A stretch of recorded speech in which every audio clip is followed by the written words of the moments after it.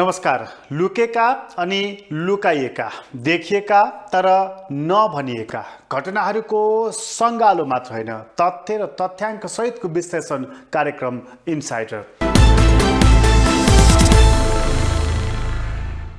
दर्शकहरू, संसदमा प्रधानमन्त्रीसँग सांसदहरूले प्रत्यक्ष प्रश्न गरेका छन्। सांसदहरूले पहिले नै प्रश्न टिपाएका थिए र ती टिपाइएका प्रश्नमा प्रधानमन्त्रीले लिखित रूपमै भए पनि जवाफ दिएका छन्।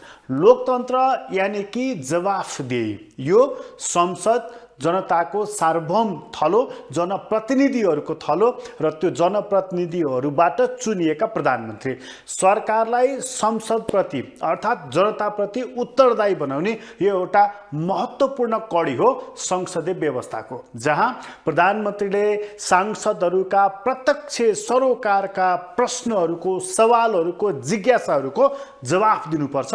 त्यो काम अहिले पुरा भएको छ।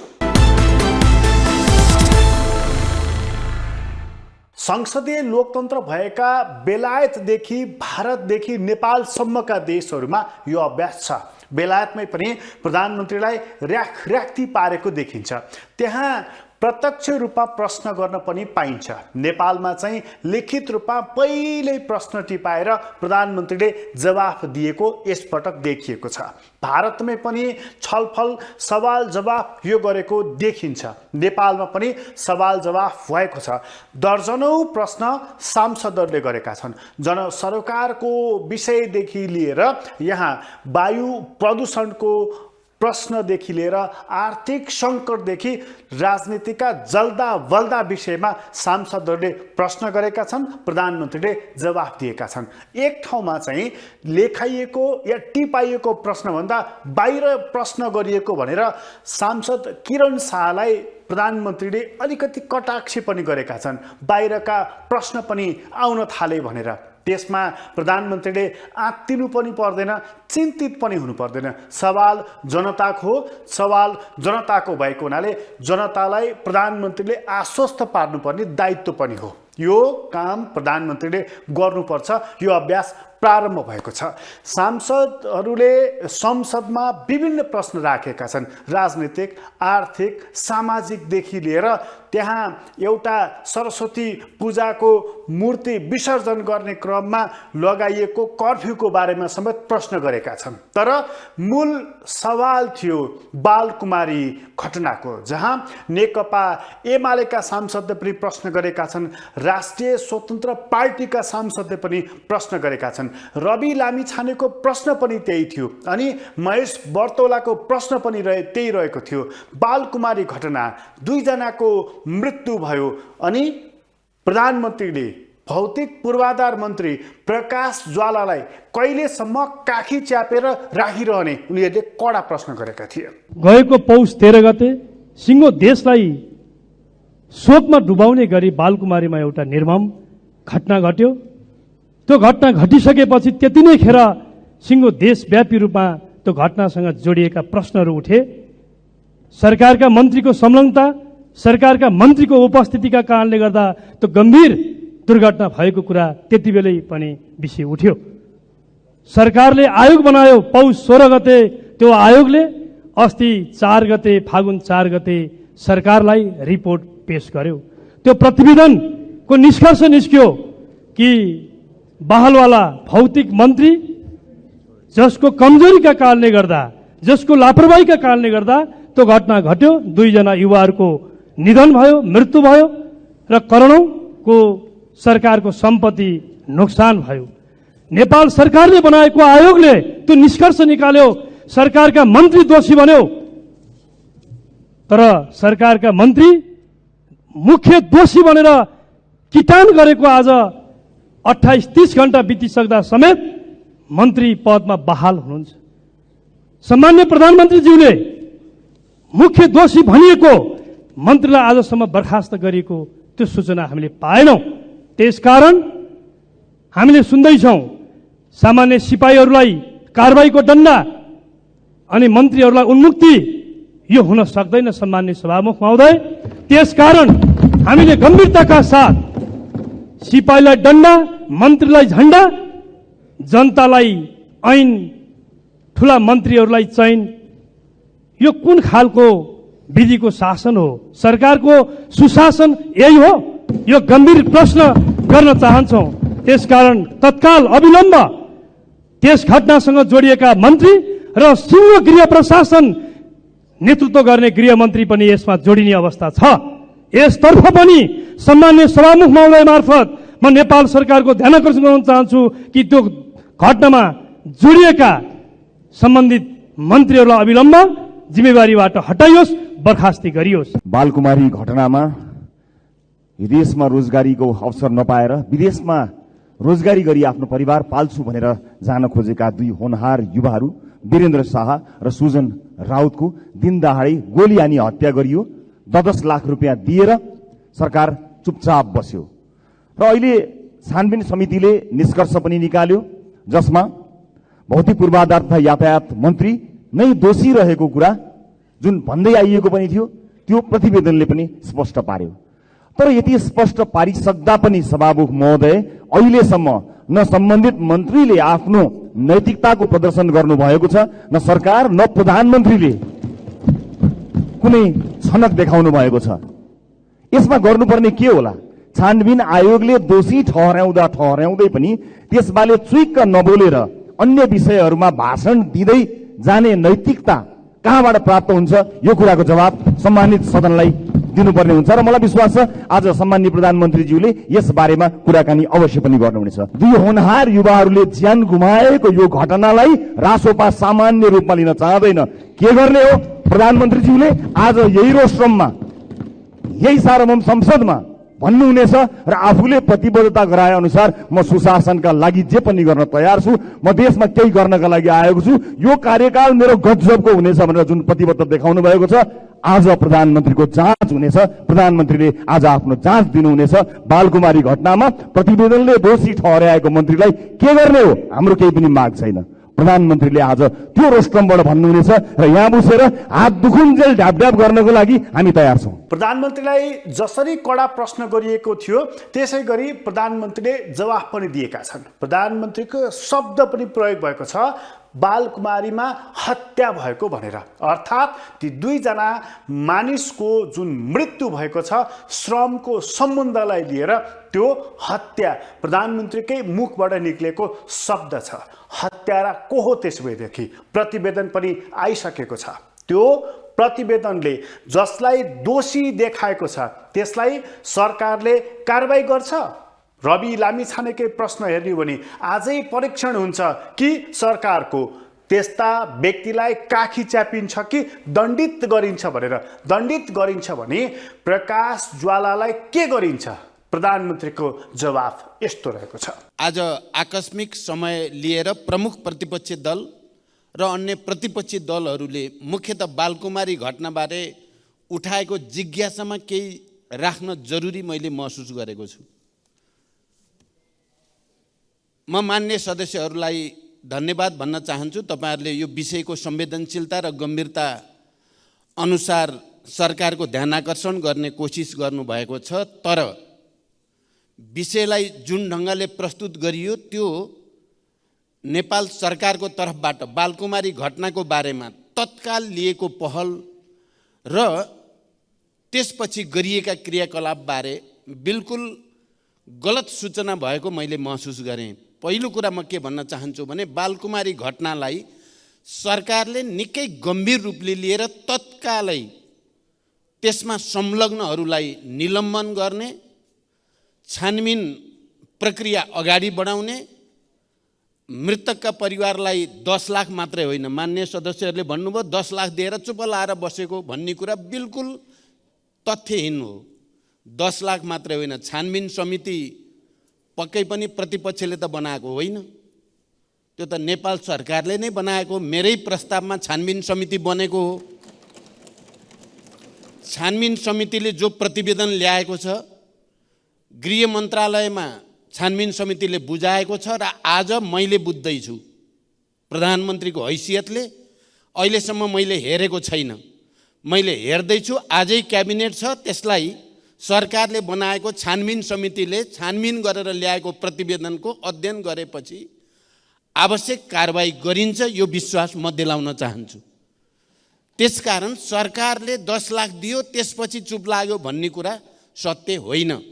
10 लाखको कुरामा म के पनि भन्न चाहन्छु भने त्यो घटना विशेष भएकै कारणले रोजगारीको निम्ति विदेश जानको निम्ति आएका 2 जना होनहार युवाहरूको हत्या भएको घटनालाई गम्भीर रूपले लिएर उनका परिवारलाई एक जनालाई रोजगारी दिने निर्णय पनि सरकारले गरेको छ र श्रम मन्त्रालयले त्यो अफिसबाट थप रकम दिने व्यवस्था गर्न निर्देशन पनि नेपाल सरकारले दिइसकेको छ। त्यसकारण त्यो घटनाको गम्भीरता र संवेदनशीलतालाई बुझेर नै सरकार अगाडि बढेको म जानकारी गराउन चाहन्छु। सांसद गणेश पराजुलीको त्यस्तै तेज धारवाला प्रश्न रहेको थियो प्रधानमन्त्रीलाई। रोस्टरमा उभिएका पुष्पकमल दाहाल प्रचण्डलाई पालै पालो सभामुखले प्रश्न सोध्न दिएका थिए। एउटा प्रश्न एउटा उत्तर, अनि त्यो उत्तरपछि फेरि अर्को प्रश्न, यो क्रम मिलाइएको थियो।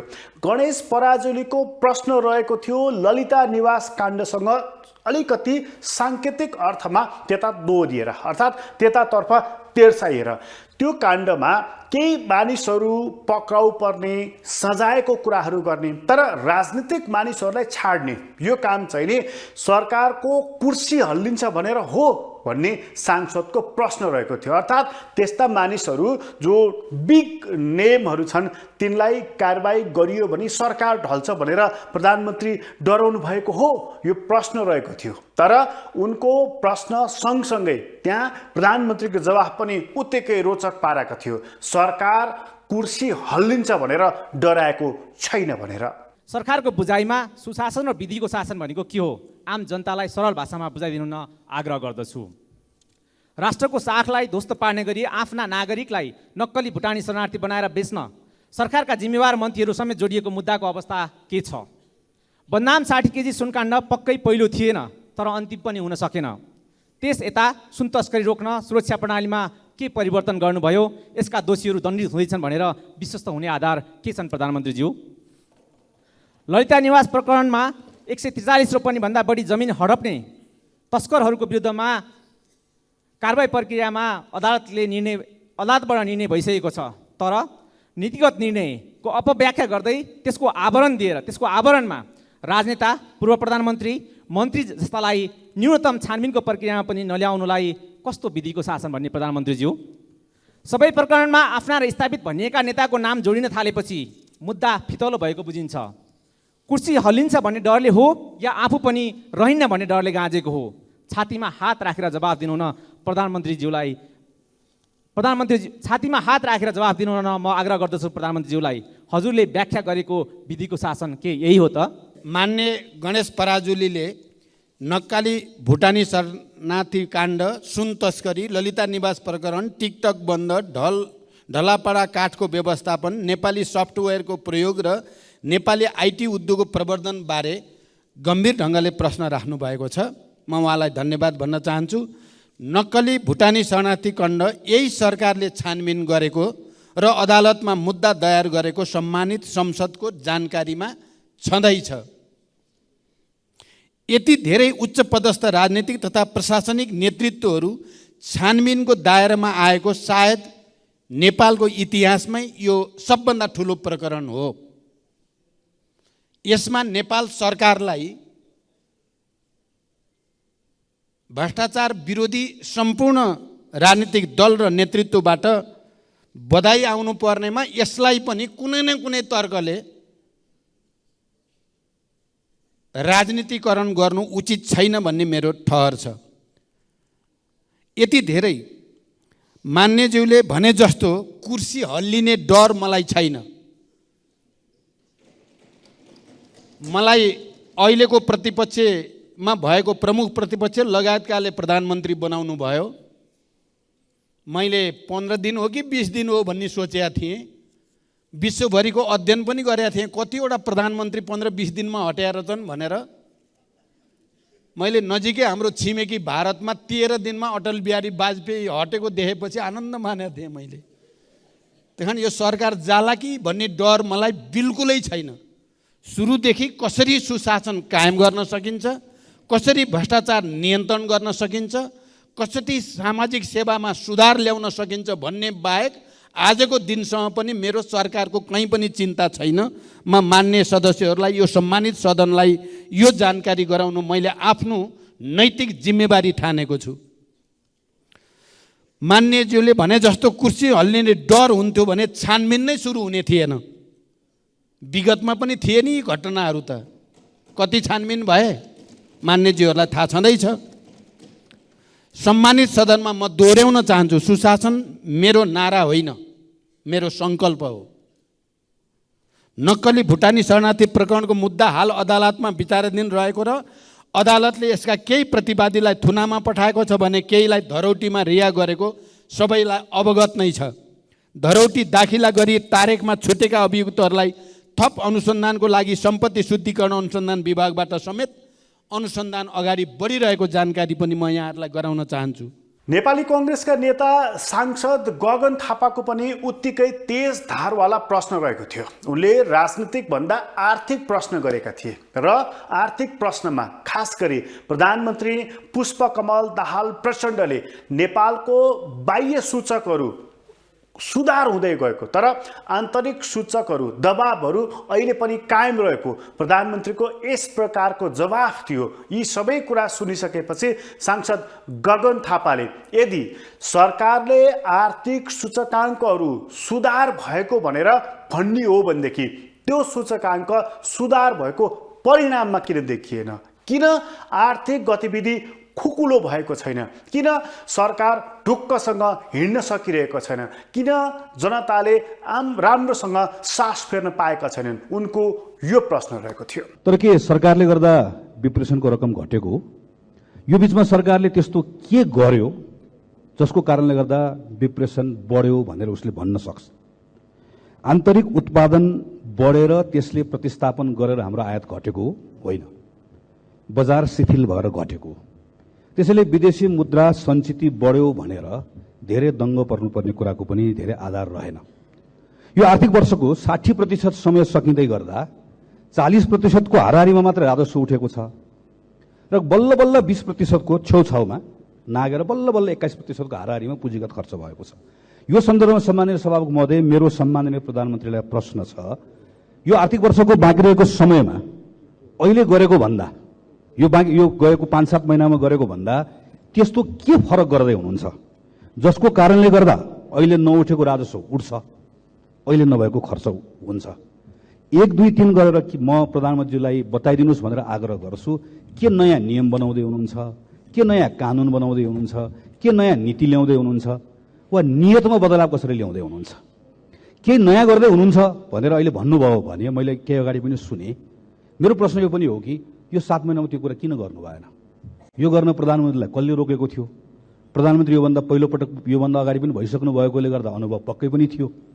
केले रोकेको थियो जुन कुरा भएन वा जे कुरा गर्दै हुनुहुन्छ? यो प्रश्न कता कता सामान्य प्रधानमन्त्री स्रोत जुटाउने, खर्च जुटाउने, स्रोत परिचालन गर्ने भनिसके पछाडि अर्थमन्त्रीसँग वा मन्त्रालयसँग मात्रै सम्बन्धित छ भन्ने पनि लाग्ने रहेछ र त्यतैतिर केन्द्रित पनि हुँदो रहेछ। तर मेरो सम्माननीय प्रधानमन्त्रीलाई के आग्रहसहित मेरो प्रश्न के हो भने, के सम्माननीय प्रधानमन्त्रीजीले यो अर्थ मन्त्रालयको विषय हो भनेर छोडिदिने गर्नुभएको छ वा आजको दिनमा पुँजीगत खर्च नभएको कारणले गर्दा जे जति समस्या आएको छ त्यसको मूल कारण यो भन्ने सोचेर यसका लागि कुनै गम्भीरता राख्नु भएको छ कि छैन? किनकि प्रधानमन्त्री भनेको मन्त्री परिषदको क्याप्टेन हो, टिमको लिडर हो। टिमको लिडरले यसलाई कसरी सोचेको छ, के गर्दै हुनुहुन्छ भन्ने कुरा जान्न चाहन्छु। धन्यवाद। गगन थापाको प्रश्न अलिकति पेचिलो प्रकारको रहेको थियो। वास्तवमा अहिलेको लागि राजनीतिक भन्दा आर्थिक प्रश्न निकै ठुलो बनेको छ नेपालमा। कुनै पनि उद्यमी व्यवसायीहरूले ढुक्कले व्यापार गर्ने वातावरण नेपालमा बनिराखेको छैन। अहिले बैंकहरूको स्थिति र बैंकहरूमाथि लागेका आक्षेपहरू, व्यवसायीहरू रोइ कराई गरेर हिँडिरहेको स्थिति जग जाहेर छ। यो स्थितिमा जब प्रश्न गगन थापाले गरेका छन् भने प्रधानमन्त्री पुष्पकमल दाहाल प्रचण्डले पनि यसमा गम्भीर ढङ्गबाट बहस गर्दै जवाफ फर्काएका छन्। मान्य गगन कुमार थापाले अर्थतन्त्रको समग्र चित्र र सरकारको आम्दानी तथा खर्चको पछिल्लो अवस्थामाथि प्रकाश पार्दै प्रधानमन्त्रीले अब नयाँ के गर्दै हुनुहुन्छ जसले परिणाम फरक ल्याउँछ भन्ने प्रश्नलाई निकै गम्भीरताको साथ उठाउनु भएको छ। म धन्यवाद भन्न चाहन्छु। मान्यज्यूले भने जस्तै अहिले अर्थतन्त्रका कतिपय परिसूचकहरू सकारात्मक रहेका छन्, तर कतिपय परिसूचकहरू सकारात्मक रहँदै पनि यो क्षेत्र अर्थतन्त्रको समग्र क्षेत्र समस्या मुक्त भने भएको छैन। अर्थतन्त्र पूर्ण रूपमा चलायमान भइसकेको छैन भन्ने सरकारको मूल्याङ्कन छ। 1 वर्ष अघि शोधान्तर घाटा उच्च बिन्दुमा पुगेको थियो। विदेशी मुद्राको सञ्चिति न्यून बिन्दुमा झरेको थियो गत सालको हाम्रो स्थिति। ब्याङ्किङ क्षेत्रमा तरलताको अभाव रहेको, ब्याज दर उद्योग व्यवसायीले धान्न नसक्ने तहमा पुगेको र मूल्य वृद्धि पनि उच्च रहेको अवस्था थियो। देश ठुलो आर्थिक सङ्कटको छेउमा भएको तहको चिन्ता आम जनता, बुद्धिजीवी, अर्थशास्त्री, विज्ञ सबैमा पनि थियो गत साल।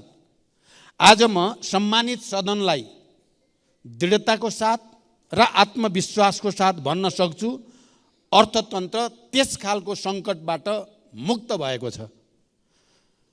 तर उत्पादन, रोजगारी र सरकारको खर्चबाट अर्थतन्त्रलाई पूर्ण लयमा फर्काउने तर्फ चुनौती भने अझै कायम छन्। अहिले सरकारको सम्पूर्ण ध्यान यसैतर्फ केन्द्रित छ। यसबीचमा मैले हरेक मन्त्रालयहरूसँग सार्वजनिक सेवा प्रवाह, विकास निर्माण र त्यसको प्रभावकारिताका विषयमा दिनहुँ जसो समाधानमुखी छलफल गरिरहेको माननीयज्यूलाई अवगत नै छ। खालि मैले मन्त्रालयसँग सम्बन्धित भएर मात्रै होइन, देशका सबै राजनीतिक दल र नेताहरू, निजी क्षेत्रका प्रतिनिधिहरू, विज्ञहरू सँगै राखेर पनि नेपालको अर्थतन्त्र सुधारको निम्ति के गर्न सकिन्छ भन्ने बारेमा पटक पटक सिंहदरबारमा अर्थपूर्ण र कतिपय निकै महत्त्वपूर्ण छलफल आयोजना भएका छन्। संसदमा निकै धेरै बहस आज आर्थिक मुद्दामा भएको थियो। प्रधानमन्त्रीसँग यसबारेमा धेरैले जवाफ पनि मागेका थिए। खास गरी गगन थापाको त्यही प्रश्न रहेको थियो, गोकर्ण विष्टको त्यही प्रश्न रहेको थियो, किरण शाहको त्यही प्रश्न रहेको थियो। अर्थात् आर्थिक विषयसँग जोडिएर सांसदहरूले प्रश्न गरेका थिए। सरकारको ध्यान अब अर्थतन्त्रको सुधारतर्फ हुनुपर्छ उनीहरूको भनाइरहेको थियो। तर अर्थतन्त्र सुध्रिएको छैन, उनीहरूको चासो र चिन्ता रहेको थियो। सरकारले अर्थतन्त्रको सुधारको लागि, यसलाई चलायमान बनाउनको लागि, रोजगारीको सृजना गर्नको लागि के र कस्ता कामहरू गरिरहेको छ, पालै पालो सांसदहरूले 1, 2, 3 गर्दै यसमा प्रश्न गरेका थिए। प्रश्नहरू तेजिला थिए, प्रश्नहरू गहकिला थिए र प्रश्नहरूमा गम्भीर हुने हो भने देशलाई चलाउने, मेरुदण्डलाई बलियो बनाउने प्रश्नहरू रहेका थिए। यी प्रश्नहरूलाई नजरअन्दाज गर्न पक्कै पनि सकिन्न। सम्माननीय प्रधानमन्त्रीज्यू, हाम्रो देशमा एउटै पारिवारिक समूहको स्वामित्वमा बैङ्क, बिमा लगायतका वित्तीय संस्था, आयात, व्यापार, कल कारखाना, घर जग्गा कारोबार, धितोपत्र कारोबार र ऋणको ठुलो हिस्सा केन्द्रीकृत हुँदै जाने प्रवृत्ति दिन प्रतिदिन बढिरहेको छ। यो प्रवृत्ति अर्थतन्त्रको भविष्यको लागि निकै जोखिमपूर्ण छ। देश यति बेला कुनै एक अमुक समूहभित्र कुनै एउटा कारोबार बिग्रिँदा समग्र कारोबार नै डुब्न सक्ने र एउटा समूह ढल्दा सङ्क्रामक रोग जस्तै अन्य पारिवारिक समूहलाई समेत नकारात्मक असर पर्ने र देशको अर्थतन्त्र नै धराशायी बन्न सक्ने गम्भीर मोडमा छ। त्यस्तो अवस्थामा निक्षेपकर्ताको निक्षेप डुब्ने, अन्य लगानीकर्ताले लाभांश गुमाउने, श्रमिकको रोजगारी गुम्ने र सरकारले राजस्व गुमाउनु पर्ने जस्तो अवस्थाले देशको अर्थतन्त्रमा गम्भीर नकारात्मक असर पर्न सक्दछ। यस्तो सम्भावित जोखिमबाट देशलाई जोगाउन आगामी दिनमा सरकारले कस्तो कदम चाल्दैछ? सम्माननीय प्रधानमन्त्रीज्यू, अर्थतन्त्रमा सीमित पारिवारिक समूहको केन्द्रीकरणलाई निरन्तरता दिएर के सामाजिक न्यायसहितको आर्थिक समृद्धि प्राप्त गर्ने र समतामूलक समाज निर्माण गर्ने संविधानको सङ्कल्प पुरा होला? होइन भने मुलुकको समग्र आर्थिक क्रियाकलापमा बहुसङ्ख्यक जनताको सहभागिता र हिस्सेदारी वृद्धि गर्न तथा संविधानको मर्म र भावना अनुरूप समाजवाद उन्मुख अर्थतन्त्र निर्माणको लागि सरकारले के कस्ता ठोस कार्यक्रमहरू ल्याउँदैछ, जवाब पाऊँ। धन्यवाद। एकै व्यावसायिक घरानाले ब्याङ्क, बिमा लगायतका वित्तीय संस्था, उद्योग र व्यापारमा लगानी गर्दा देखा पर्न सक्ने जोखिम र त्यसबाट विभिन्न क्षेत्रमा पर्न सक्ने नकारात्मक असरबारे अत्यन्त संवेदनशील र महत्त्वपूर्ण प्रश्न गर्नुभएको छ। म उहाँलाई धन्यवाद भन्न चाहन्छु। उद्योग व्यवसायी घरानाले विभिन्न क्षेत्रमा लगानी गर्दा देशभित्र उत्पादन र रोजगारी बढाउन साथै आवश्यक वस्तु तथा सेवाको आपूर्ति सहज बनाउन मद्दत पुग्दछ। तर देशमा प्राप्त स्रोत साधन सीमित घरानामा अधिक केन्द्रित हुँदा त्यसबाट विभिन्न प्रकारका जोखिम सृजना हुने साथै सीमित समूहले मात्र प्रतिफल पाउने व्यवस्था आउँछ नै। यस्तो अवस्थाको निराकरण गर्न ब्याङ्किङ क्षेत्रमा एक व्यक्ति वा एक समूहले लिन पाउने कुल कर्जा सीमा तोकिएको छ भने एकै व्यक्ति वा समूह, ब्याङ्क र व्यवसाय दुवै हुँदा आउन सक्ने समस्यालाई निराकरण गर्न सरकारले कानुनी र नीतिगत व्यवस्था गरिरहेको छ। यस दिशामा थप कानुनी सुधारका कार्य पनि अगाडि बढेको जानकारी म मान्य सदस्यलाई गराउन चाहन्छु।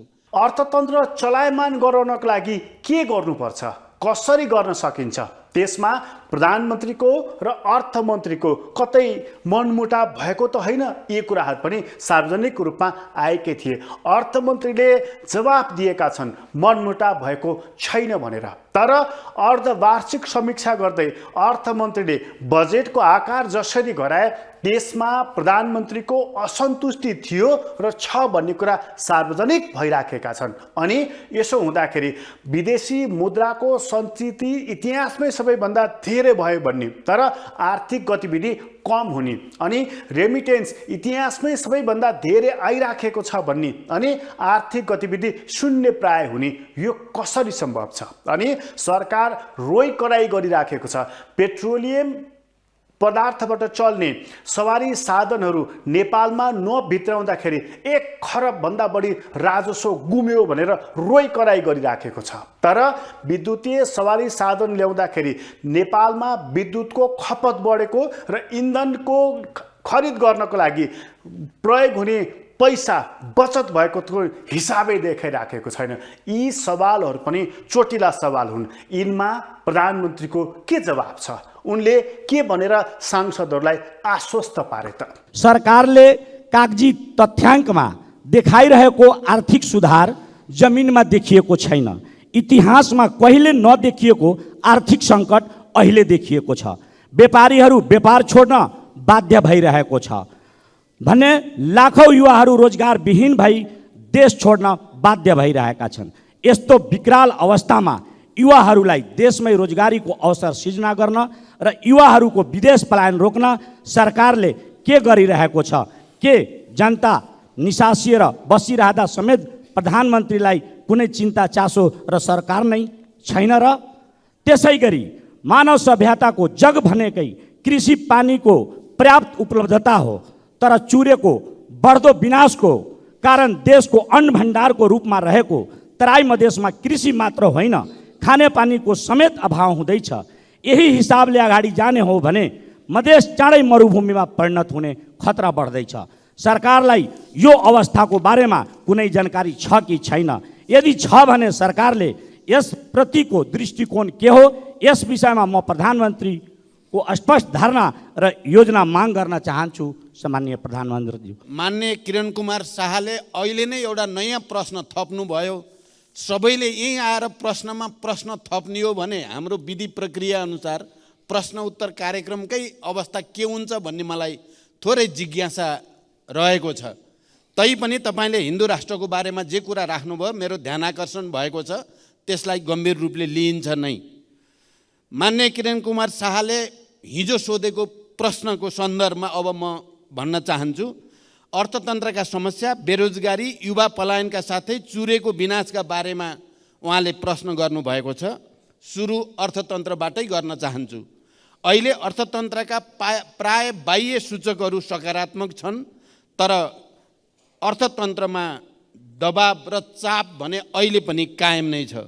अर्थतन्त्रमा देखा परेका चुनौती हल गर्दै समष्टिगत आर्थिक स्थायित्व मार्फत देशभित्रै आय र रोजगारी सृजना गर्न सरकार प्रतिबद्ध छ। सरकारले आन्तरिक उत्पादन वृद्धि र रोजगारी सृजनालाई उच्च प्राथमिकतामा राखेको छ। देशभित्रै रोजगारीको अवसर सृजना गर्नका लागि आन्तरिक रोजगारी प्रवर्धन दशक अभियानको तयारी सरकारले गरिरहेको छ। सवाल जवाफ तेजिला थिए। सवाल जवाफहरू अलिकति रेडिमेड प्रकारका भएको हुनाले संसदको यो बहस धेरै रोचक चाहिँ हुनु पुगेन। त्यहाँ सांसदहरूलाई लागेको जिज्ञासालाई व्यवस्थित ढङ्गबाट राख्ने र त्यसलाई व्यवस्थित ढङ्गबाट उत्तर दिने यो तयारी गरिनु पर्दथ्यो। तर अगाडि नै प्रश्न टिपाएर अनि त्यसको तयारी उत्तर बोकेर प्रधानमन्त्री आउँदाखेरि यो एउटा निबन्ध अथवा भनौँ यो एउटा वाद विवाद प्रतियोगिता जस्तो देखिएको थियो, अथवा प्रश्न सोधे जस्तो उत्तर दिए जस्तो यस्तो प्रकारको भएको थियो। तैपनि संसदीय लोकतन्त्रको यो एउटा अभ्यास नेपालको संसदमा भएको छ र प्रधानमन्त्री कम्तीमा पनि संसदप्रति उत्तरदायी भएर जवाफ दिन बाध्य भएका छन्। तर कुरा कसले प्रश्न सोध्यो कसले उत्तर दियो मात्र होइन, यहाँ समाधान चाहिएको छ। समाधान चाहिँ यी यस्ता ओठे प्रश्न र ओठे जवाफहरूले पुग्दैन। यहाँ रूपान्तरणको लागि कसले भूमिका खेल्यो भन्ने महत्त्वपूर्ण सवाल छ जसको उत्तर चाहिँ फेला परेको छैन, जसले गर्दा यस्ता प्रश्न उत्तरहरू प्रक्रियागत ढङ्गले इतिहासमा कतै त लेखिएलान् तर आम जनतालाई खासै छोइहाल्ने खालको स्थिति चाहिँ बनिसकेको छैन। अहिलेको लागि कार्यक्रम यति नै। इनसाइडरबाट म प्रकाश गिरीलाई बिदा दिनुहोस्। ग्लोबल टेलिभिजन हेर्दै गर्नुहोला। नमस्कार।